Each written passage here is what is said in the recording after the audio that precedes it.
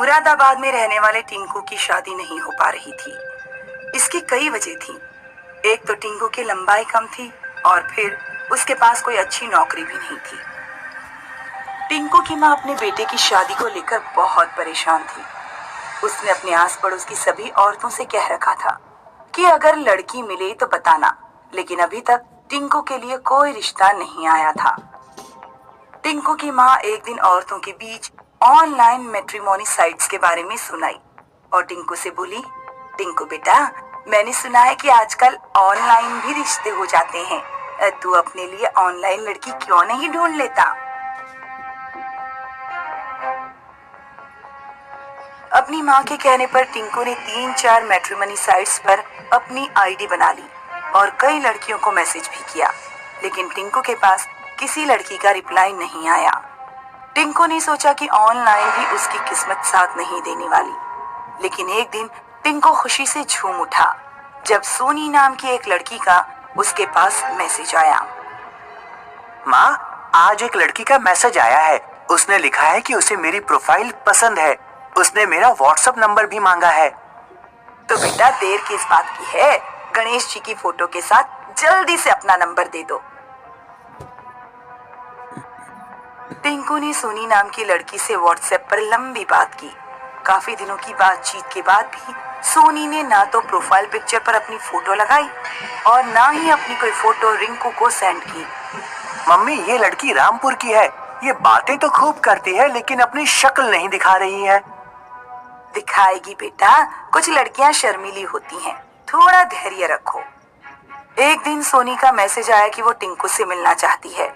सोनी ने मिलने की जगह का एड्रेस भी सेंड किया और मिलने के लिए रात का समय मांगा। माँ, ये कैसी लड़की है? ये मुझे रात में मिलने के लिए बुला रही है।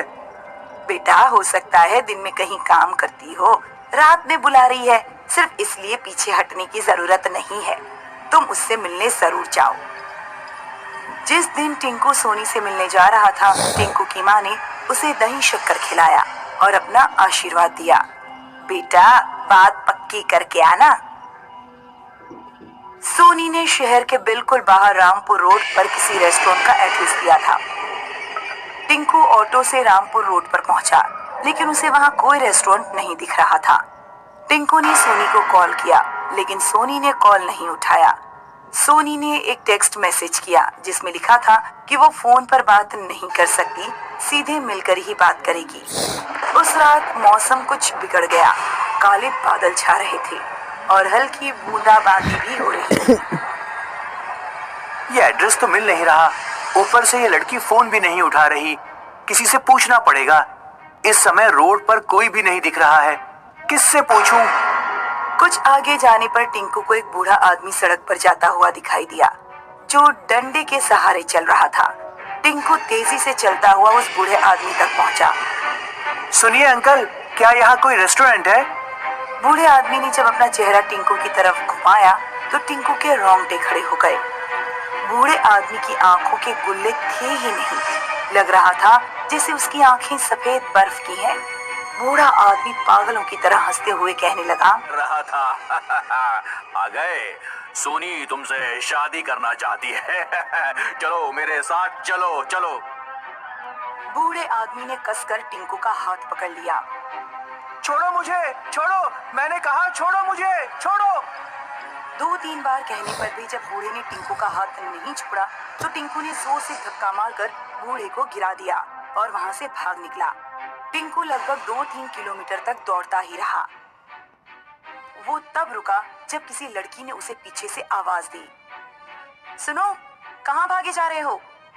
टिंकू ने पीछे मुड़कर देखा तो कुछ दूरी पर बिल्कुल बीच रोड पर एक सुंदर लड़की खड़ी थी जो उसे आवाज दे रही थी, यहाँ आओ मेरी तरफ, मैं तुमसे मिलना चाहती हूँ।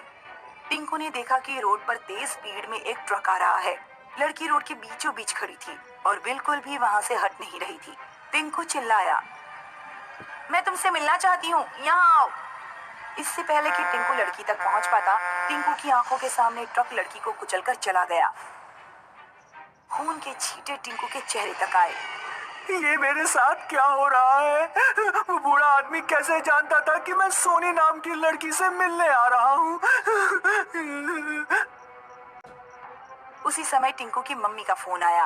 हेलो मम्मी, यहाँ पर कुछ अजीब चीजें हो रही है। मैं घर वापस आ रहा हूँ मम्मी।